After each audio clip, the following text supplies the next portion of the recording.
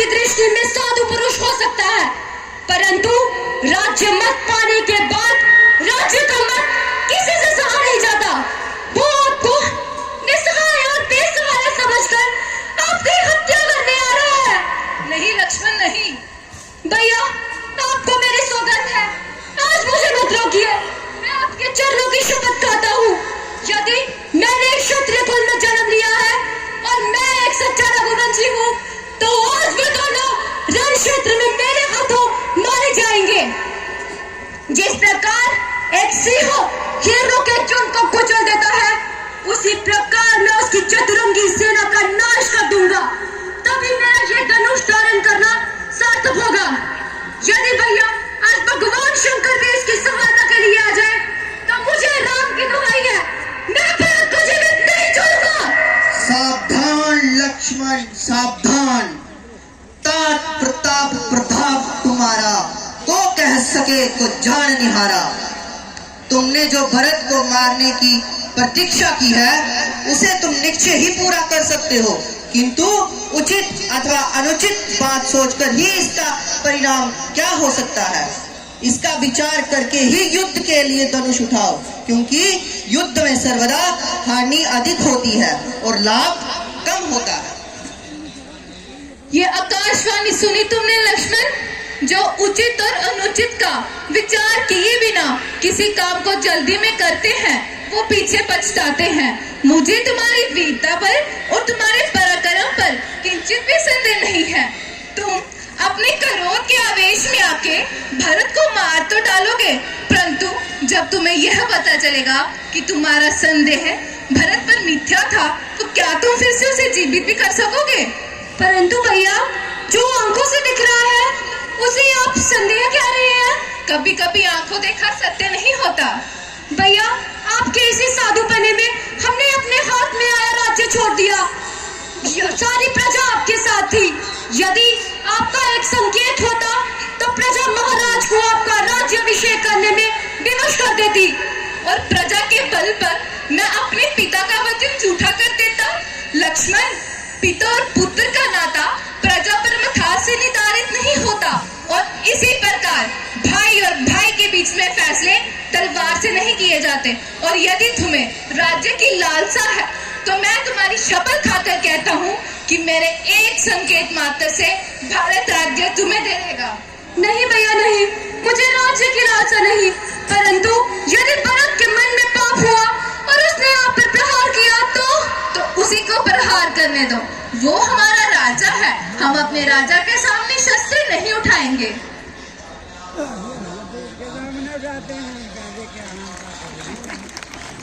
भैया,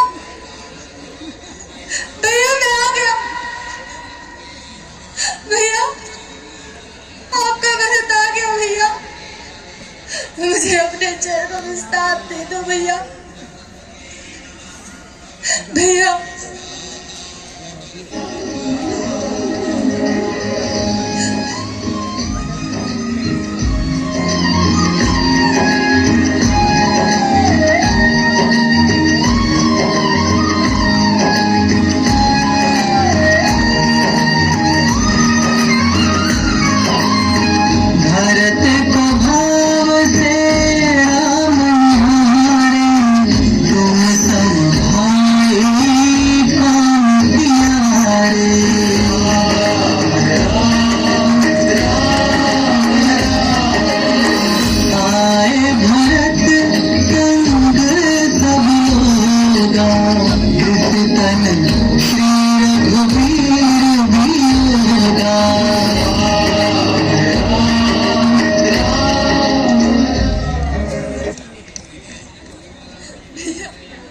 मुझे क्षमा कर दो भैया, मुझे अपने चरणों में स्थान दे दो भैया।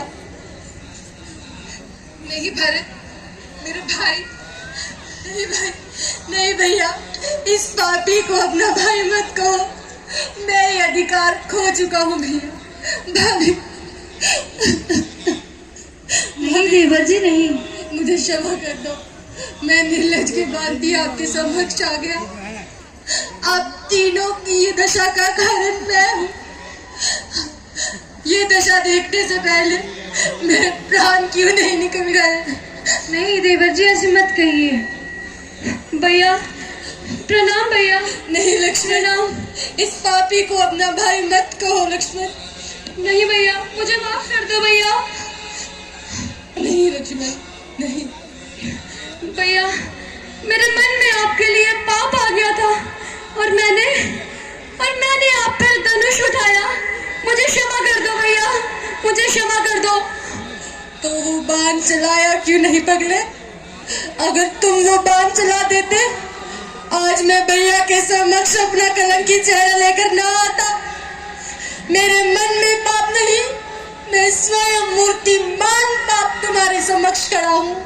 अगर तुम वह बाण चला देते तो मैं अपनी कुलगट्टी माता का ये कलंक लेकर ना आता। नहीं भरत, नहीं। माता के लिए ऐसे अशब्द कहना महापाप है।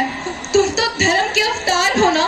मैं तुम्हें अपनी केकई माता के लिए ऐसे अशब्द बोलने का अधिकार नहीं देता। परंतु भैया, नहीं भरत, तुम यूं राज्य छोड़कर वन में क्यों आ गए? माताएं कहाँ हैं? पिताश्री कहाँ हैं? बोलो भरत, मेरे हृदय में संशय उठ रहे हैं। भरत, पिताश्री कहाँ हैं? भैया,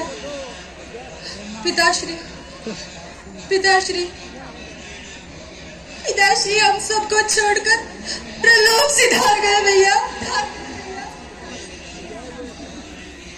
सुना तुमने लक्ष्मण?